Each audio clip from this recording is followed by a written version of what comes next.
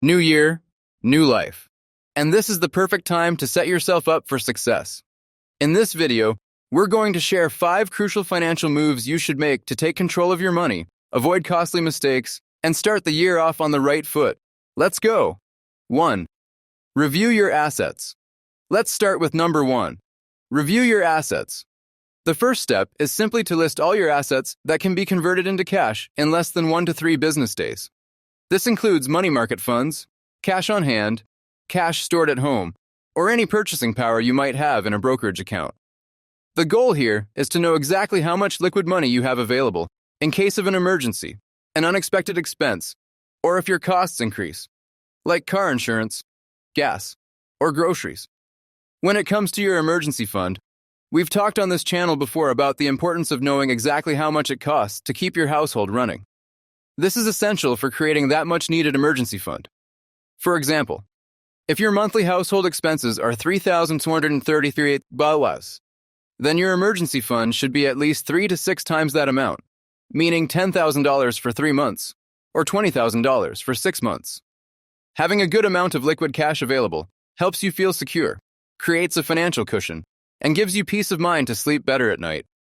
Also, if you know you'll need to make a large cash purchase this year, like buying a home or paying for a wedding, it's recommended to keep that money in a high-yield savings account. That's because you never really know what could happen in the market.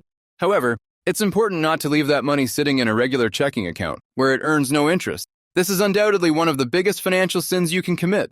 The point is, you need to know exactly how your liquid assets are looking. And if you realize you're far from where you should be, you'll still have time to fix it. 2. Organize your debts. One of the most important things you should do is list all the financial obligations you have, whether it's debt from a car, house, jet ski, or even simpler things. Having a clear list of all your debts helps you understand exactly what you need to pay off and set the order in which those debts should be tackled. Now, there's the concept of good debt versus bad debt. In an ideal world, the perfect amount of debt is, as you can imagine, none.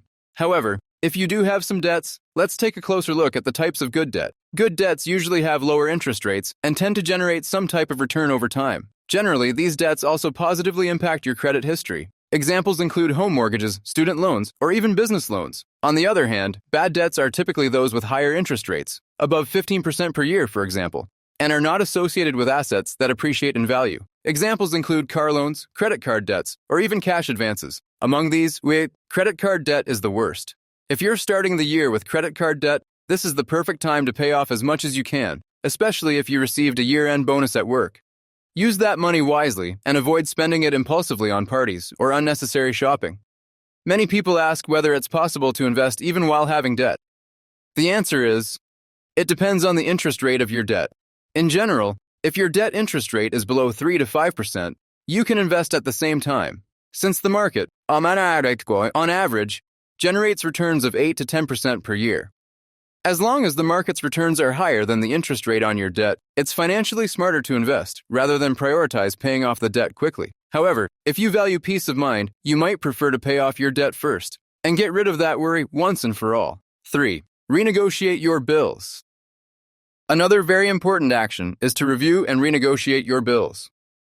This time of year is perfect to reevaluate your recurring expenses and try to negotiate a better contract or rate. I'm sure you have some kind of insurance, internet bill, cable TV, utilities, or even a mortgage. Usually, these providers are open to adjustments, as long as you're willing to be proactive and pick up the phone. For example, you can call your internet provider and ask for some kind of contract extension in exchange for a lower monthly rate. These savings might seem small at first, but over time, they can add up to a significant amount, especially if you repeat this process with different providers every year.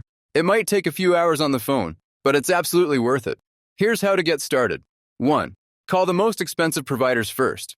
Start with the biggest costs, like car insurance, homeowner's insurance, or even renter's insurance. These accounts usually have more room for negotiation and can generate bigger savings. 2. Be polite on the phone. Remember, these people don't owe you anything, and they already have a tough job. Being kind and friendly can make them more willing to help you, and sometimes they'll even go the extra mile to find a solution. 3. Ask if you qualify for discounts.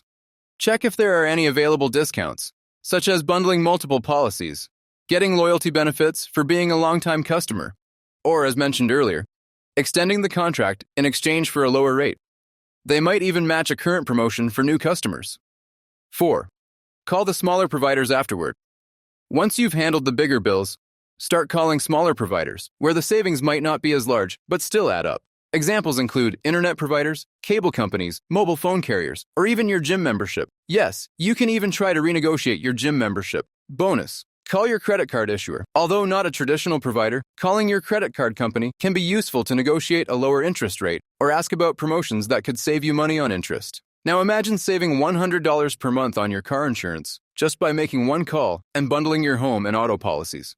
That's $200 a year from one simple phone call. And that's a great deal. 4. Budgeting and savings goals. You should set up a budget and a savings goal for 2025. If you don't have a budget yet, one of the approaches I recommend is called reverse budgeting.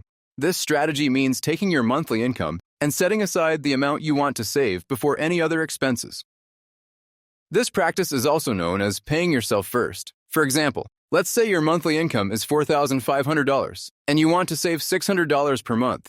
In that case, the ideal would be to set aside those $600 first, then use the remaining $3,900 for other expenses like food, bills, rent, and transportation. For this to work well, it's essential that you track your expenses and understand where your money is going. That way, you'll be able to identify problem spending categories and plan how to reduce them in 2025. Now, if you already have your budget under control, a suggestion is to set a savings goal of at least 20% to 25% of your gross annual income. Those 20% should include contributions toward retirement savings, like a private retirement fund. This goal ensures you are setting aside a significant amount to grow over time. If you start early, the results can be impressive. Imagine earning $50,000 a year, starting to save at age 25, and investing 20% of that income. It could grow to about $2.8 million by retirement, assuming an 8% annual return. Even if you saved only 10%, or $5,000 a year, you could still accumulate around $1.4 million by age 65. That's quite reasonable.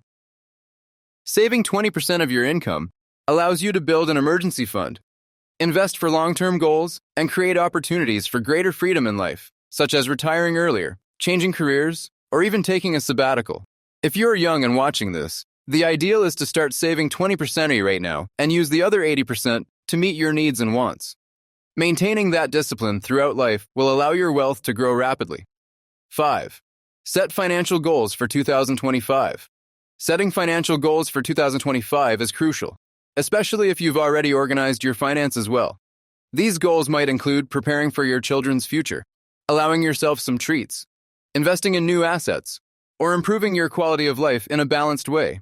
Now, think about your personal goals for 2025. If you've already taken good care of your finances, you can start saving for a special goal, like an unforgettable trip or an upgrade to your car, always within reasonable limits.